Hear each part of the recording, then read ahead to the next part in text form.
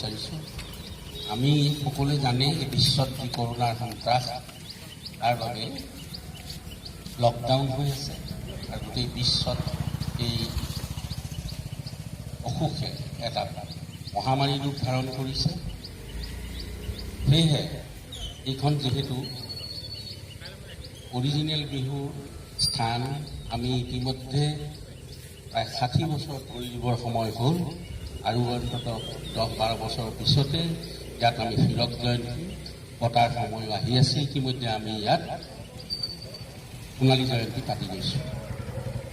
এতিয়া কথা হ'ল, বিশেষভাৱে মই ইয়াত ক'ব খোজা নাই, এটাই খালি অনুৰোধ ৰাখিব খুজিছোঁ, আমি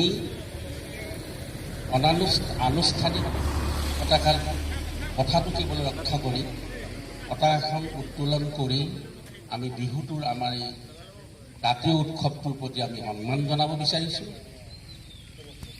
আৰু আমি ইয়াক পাহৰি যোৱা নাই, আমাৰ কৃষ্টি সংস্কৃতিক জীয়াই ৰখাৰ যিটো আমাৰ সপোন, সেইটো সদায় থাকিবই আৰু আমি ইয়াক পালন কৰি সদায় গৈ থাকিম।